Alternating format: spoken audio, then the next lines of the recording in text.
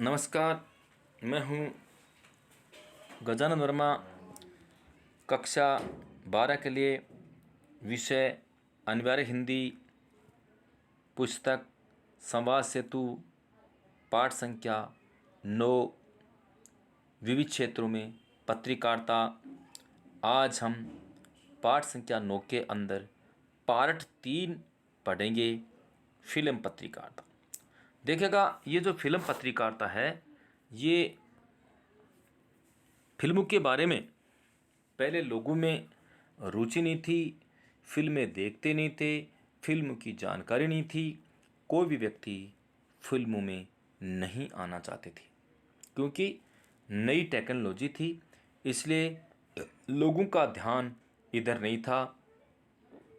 काव्यकार जो कवि लोग थे वे भी इनको पसंद नहीं करते थे, यहाँ की जनता इसको पसंद नहीं करती थी। इसके पीछे बहुत सारे कारण रहे हैं, क्योंकि यहाँ फिल्मों के प्रति रुचि न होने का कारण था कि देश उस समय गुलाम था और कोई भी कहानी फिल्म के अंदर ऐसी नहीं प्रकट कर सकते थे जिससे देश में कोई आज़ादी की बात हो। वो अंग्रेजों को पसंद नहीं थी और ऐसी फिल्में प्रकट रूप में नहीं आती थी, इसलिए लोगों की रुचि इसमें नहीं बनती थी। लोग इस तरह की बातों को पसंद नहीं करते थे और जो फिल्में जो बनाते थे, जो लोग काम करते थे, वो उनको बुरा मानते थे।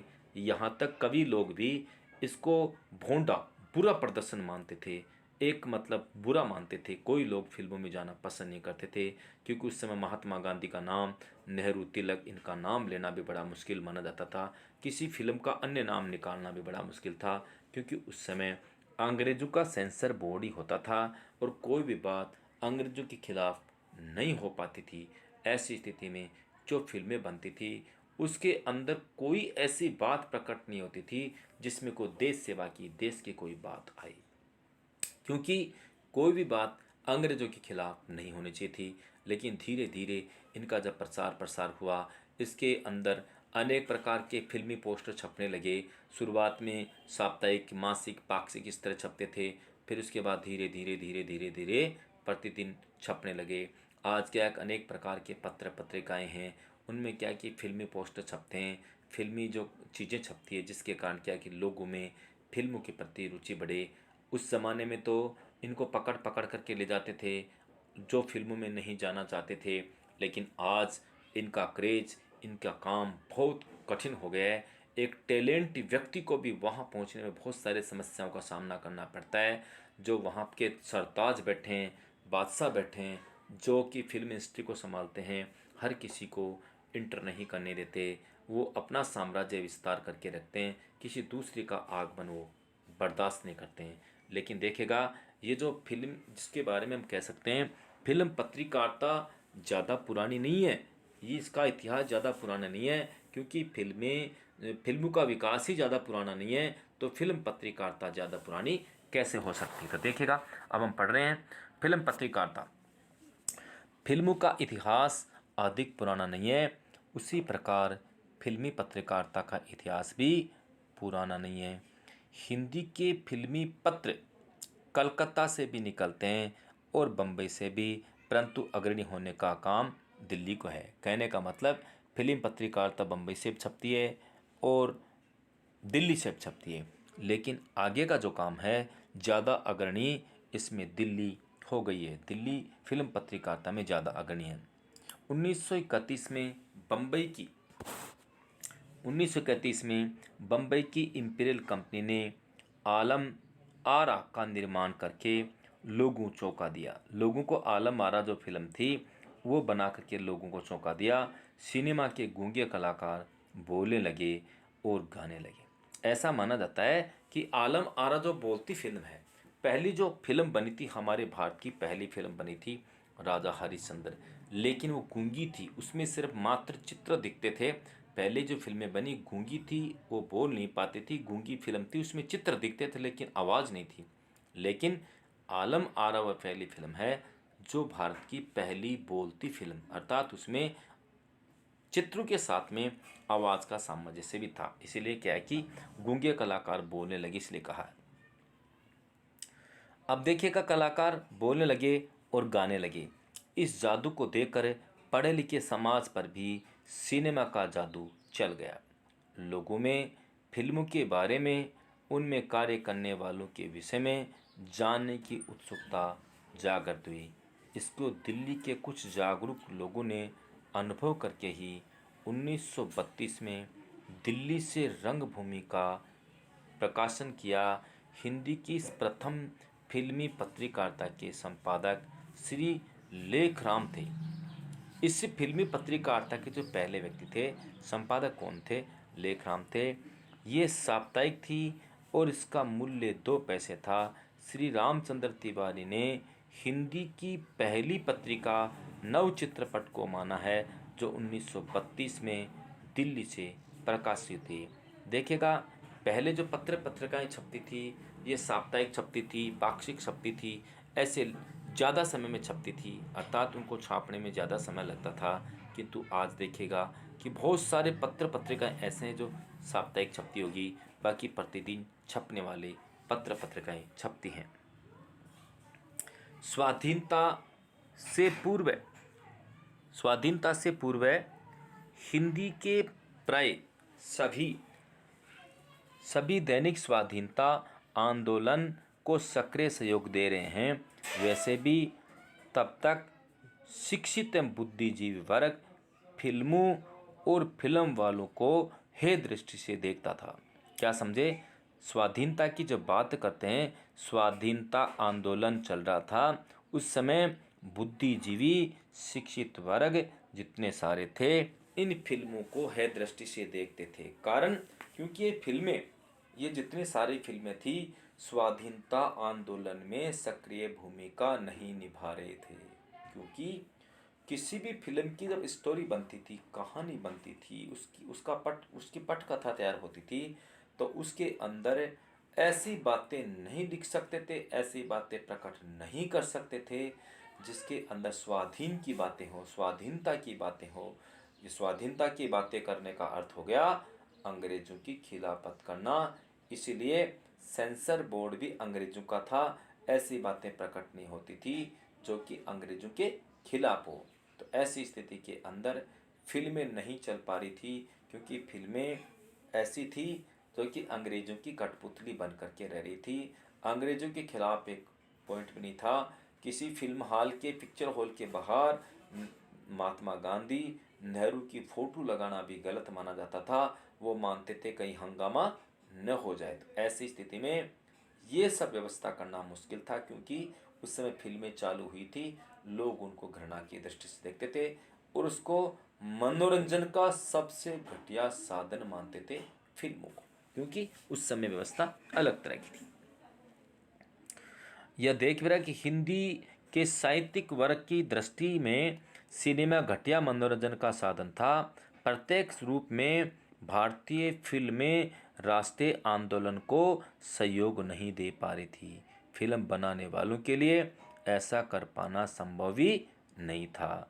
विदेशी सेंसर बोर्ड के होते हुए जब फिल्मों के नाम बम और महात्मा तक रखना अपराध था, सिनेमा के पर्दे पर महात्मा गांधी और पंडित नेहरू के चित्र तक दिखाना गैर कानूनी था, तब भला फिल्मों में प्रत्यक्ष रूप से देश की आज़ादी की बात कर पाना कैसे संभव हो सकता था?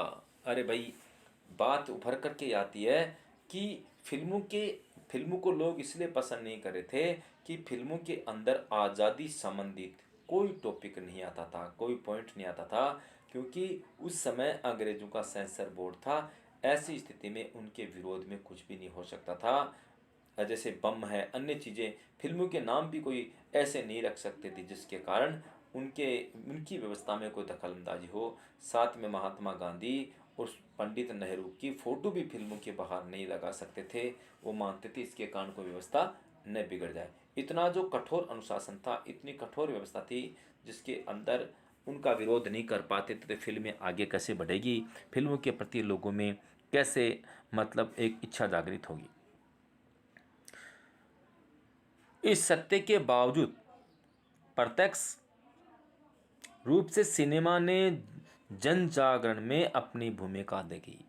इतना सब कुछ होने के पश्चात भी फिल्मों ने लोगों के मन में एक इच्छा जागृत की, फिर भी लोगों में एक जागरण हुआ, फिर भी लोगों में एक भावना जगी। कहने का मतलब उन्होंने प्रत्यक्ष डायरेक्ट तो कुछ नहीं कहा, लेकिन उसमें ऐसे सार की बातें उनको मिली जिसके कारण लोगों को उनसे प्रेरणा मिली।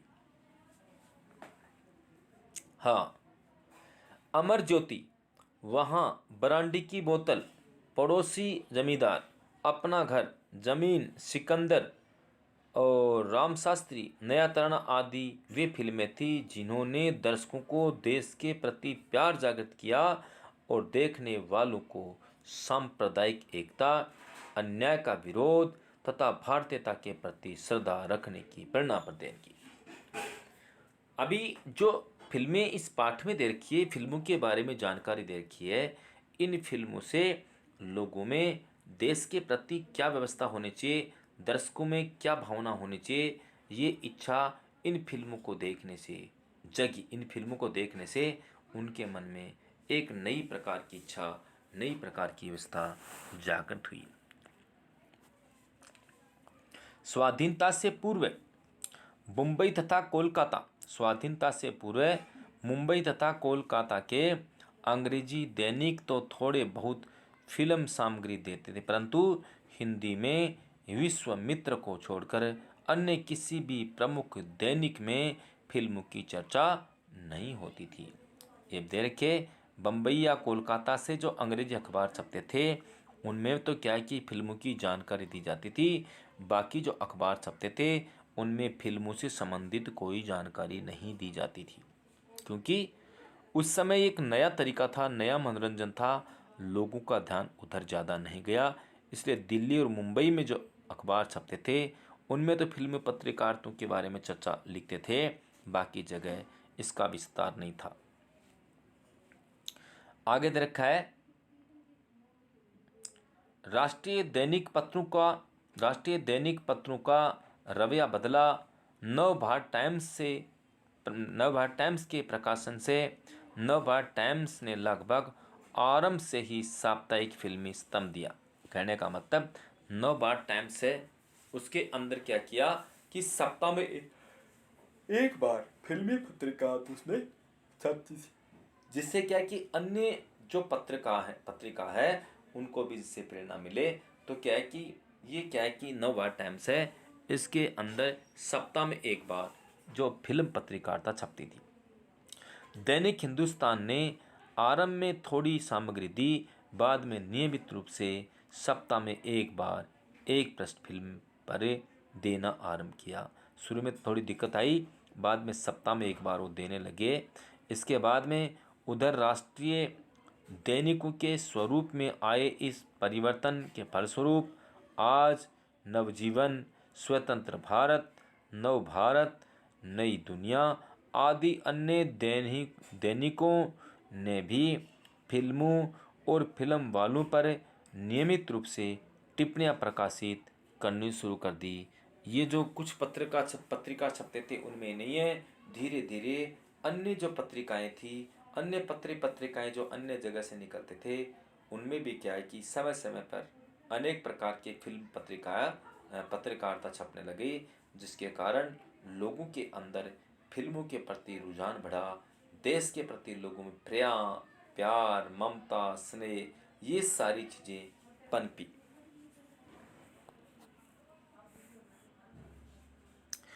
इस साप्ताहिक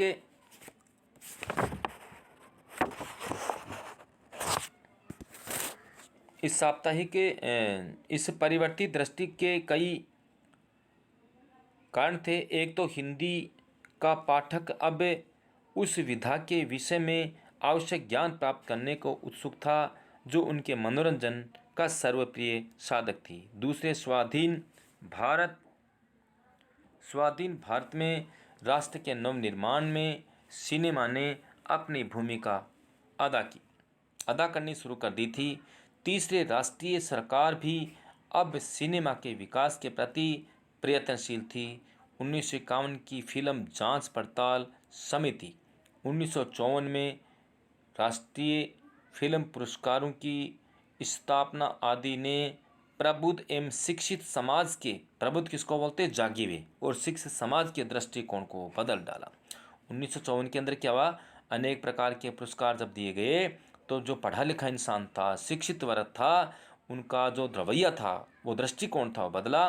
और यही हवा का बदलता हुआ रुख दैनिक पत्रों में अभिव्यक्ति पाने लगा। इस समय यूँ तो सभी प्रमुख हिंदी दैनिक फिल्मों पर नियमित सामग्री प्रकाशित कर रहे हैं, परंतु विगत कुछ वर्षों से पंजाब के कुछ हिंदी दैनिकों ने फिल्मी सामग्री प्रकाशित करने में देश के अन्य सभी दैनिकों से बाजी मार ली। पंजाब केसरी, वीर प्रताप तथा हिंदी मिलाप सप्ताह में एक बार नियमित रूप से फिल्म संस्करण प्रकाशित करते हैं। उस दिन उनके मुख्य पृष्ठ पर अथवा अंतिम पृष्ठ पर फिल्म कलाकारों के रंगीन चित्र होते हैं। याद रखा है, फिल्म पत्रकारों के इस समय देश में कई संगठन हैं। फिल्म पत्रकारों के इस समय देश में बहुत सारे संगठन हैं। इन संगठनों के माध्यम से ही पता लगता है। याद रखा है, फिल्म पत्रकारों के इस समय देश में बहुत से संगठन हैं। इनमें सबसे पुराना है कोलकाता का बंगाल फिल्म जर्नलिस्ट एसोसिएशन, करीब 20 वर्ष हुए हैं। बम्बई के फिल्मी पत्रकारों एवं समीक्षकों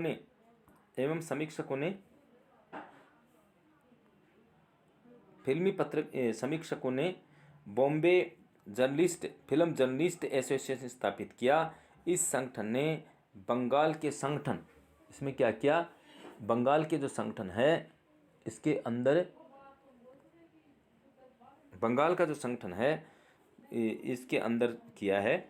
इस संगठन ने बंगाल के संगठन के समान कलाकारों और फिल्मों को पुरस्कृत करना भी आरंभ किया है। जो काम करने वाले उनको पुरस्कार देना, परंतु कुछ ही वर्षों में इसमें पत्रकारों का एक वर्ग पृथक हो गया है।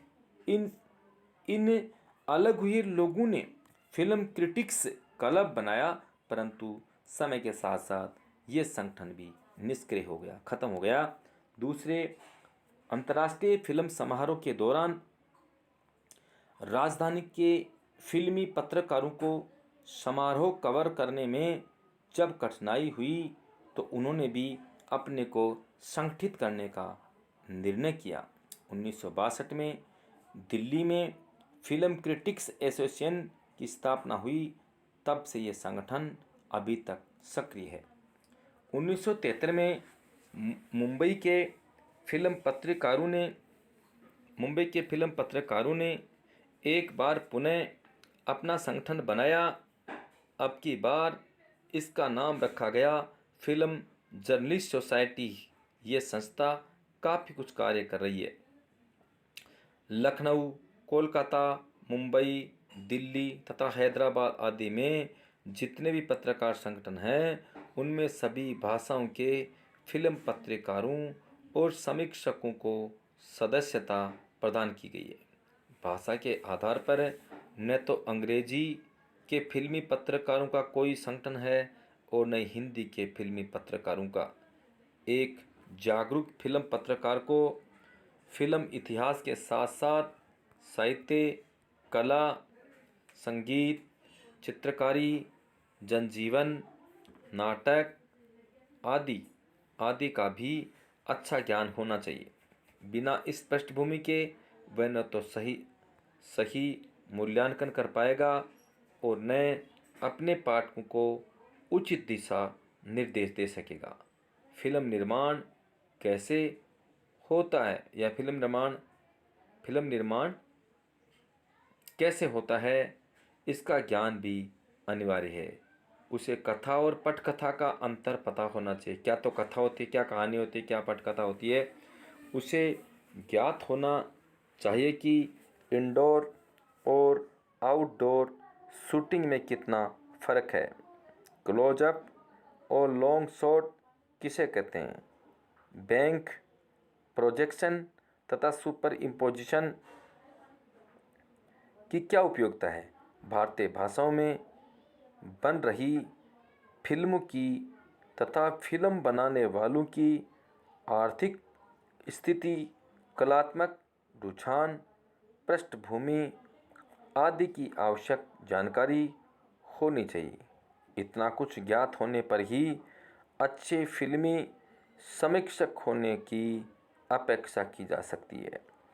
विभिन्न देशों की फिल्मी पत्रिकाओं से भारत की प्रमुख सिने पत्रिकाओं की तुलना करें तो हम ये सगर्व ये कह सकते हैं कि संस्था की ही दृष्टि से नहीं, आकार, कलेवर और साज सज्जा के आधार पर भी भारत की प्रमुख फिल्मी पत्रिकाओं को विश्व के श्रेष्ठतम फिल्मी पात्रों के समकक्ष रखा जा सकता है।